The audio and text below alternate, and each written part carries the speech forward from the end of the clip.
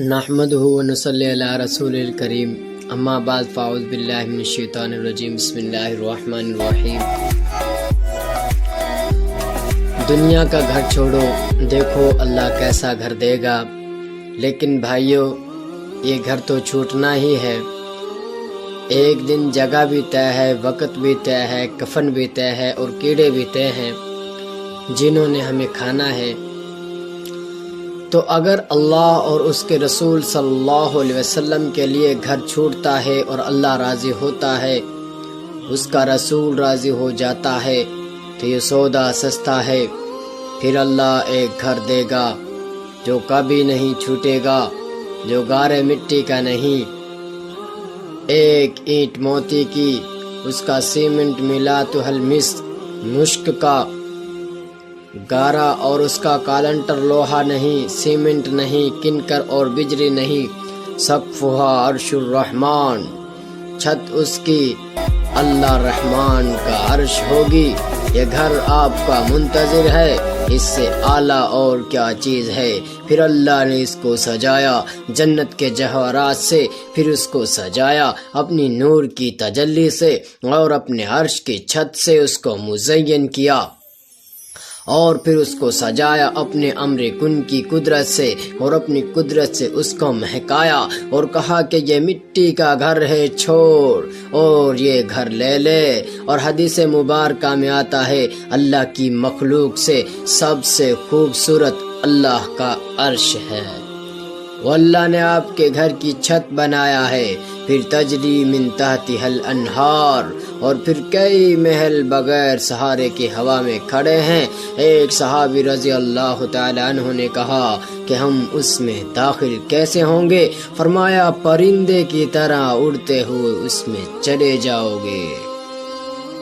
اور یہ جو گھر کے ساتھ بیوی بچوں کو چھوڑا تو اللہ نے کہا جنت میں ملا دوں گا، ایسا ملاؤں گا کہ پھر جدائی نہیں، پھر لڑائی نہیں، ہر کام اللہ کے ذمے ہوگا، نہ کوئی محنت، نہ ایسا ملاؤں گا کہ پھر جدائی نہیں، پھر لڑائی نہیں، ہر کام اللہ کے ذمے ہوگا، نہ کوئی محنت، نہ مشقت۔ اور پھر اللہ نے کہا حوروں سے شادی کر دوں گا جو میں زعفران، مشک، کافور، عنبر، اشہب سے بنی ہیں، اس کے بال سر سے پاؤں تک، اس کے بالوں میں بھی اللہ نے نور بھر دیا ہے۔ اگر ایک بال زمین پر نازل کر دیں تو خوشبو پھیل جائے، روشنی ہو جائے، پھر کبھی اندھیرا نہ ہو دنیا میں۔ اور جب ایک نظر دیکھے گا تو 40 برس کی ایک نظر ہوگی، نظر نہیں ہٹا سکے گا۔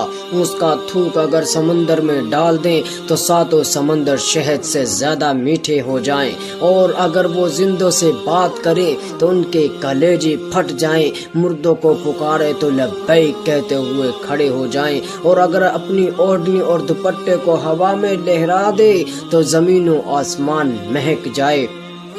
اور اللہ تعالیٰ خود ان کی تعریف کر رہا ہے نشأت فی ریاض المشک والزعفران وکزبان الیاقوت والمرجان غزیت بماء التسنیم وکسرت فی خیام النعیم حور عین کامثال اللؤلؤ المکنون۔ یہ جنت میں پیدا ہوئی، جنت کا کھانا، تسنیم کا پانی پیا، مشک زعفران سے بنی، اور اخلاق کیسا ہے، غداری سے پاک، دھوکے سے پاک، بے وفائی سے پاک، غصے سے پاک، طاہرات طیبات خالدات مقیمات کاملات، ہمیشہ جوان نظریں جھکی ہوئی، خوبصورت ہم عمر چمکتے ہوئے موتی کی طرح دانت، لم یطمثہن انس قبلہم ولا جان، کسی انسان یا جن نے کبھی ہاتھ تو کیا انگلی بھی نہیں لگائی۔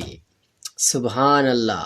ہر چیز بڑھے گی، دودھ پیو، پھر تنگ آ گئے، دودھ پینے سے تو چلو شہد پیو، اس سے بھی جی بھر گیا تو معین پیو، پھر رحیق پیو، پھر سلسبیل پیو، پھر زنجبیل پیو، تسنیم پیو، کافور پیو، پیتے جاؤ پیتے جاؤ۔ اور بیویاں ادنی درجے کے جنتی کو 72 ملیں گی۔